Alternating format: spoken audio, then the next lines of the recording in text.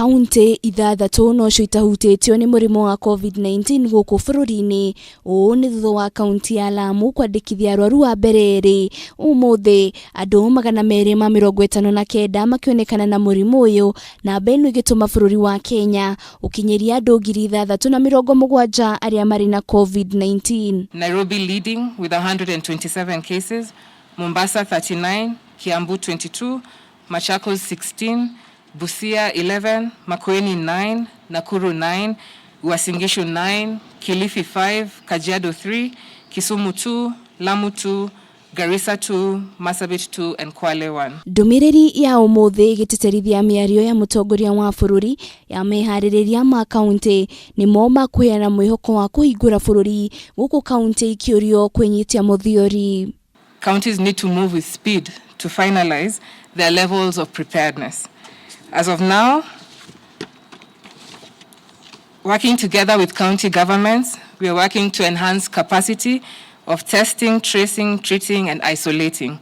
And as we move forward, we do expect each and every county government to be able to roll out this intervention, to be able to enhance their testing capacities at county level. And this includes both laboratory testing, but also syndromic surveillance, to be able to have proper contact tracing mechanisms in place. County governments need to deploy rapid response teams.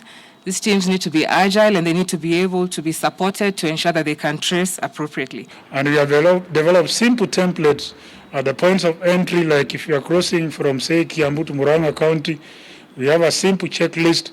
You'll have your temperature checked. And of course, there's also a triage system, simply asking you whether you have cough or difficulty in breathing. We'll be able to pick about 80% of the COVID cases. Mwangangi nĩthĩte na mbere na kũhinyĩrĩria Akenya gũkorwo makĩrũmĩrĩra mĩtaratara ĩrĩa ĩgathĩkĩtwo nĩ thirikari, kuona mũrimũ ũyũ ndũgũthiraga watĩra na namba no ĩrathiĩ na mbere na kuongerereka na njĩra nene. It is clearly evident that the number of those testing positive has been on a sharp increase. And this really should worry each and every one of us, because it's obvious and it's a bad indicator that the situation is getting worse within the country. Gukinyaria na rĩu kũrĩ na laboratory 28 kaunti-inĩ 12 gũkũ bũrũri-inĩ, gũkũ namba ya andũ arĩa marĩ na COVID-19 thĩ ng'ima arĩ makĩria ma milioni 10, andũ makĩria ma milioni 5 nao nĩ mahonete mũrimũ ũyũ, gũkũ andũ makĩria ma 400 nĩ makuĩte kumana na mũrimũ ũyũ. Do you collect the 2,000 samples and do the testing or? Riboti ra Kameme TV ritura kwa Wanjiru wa Boro.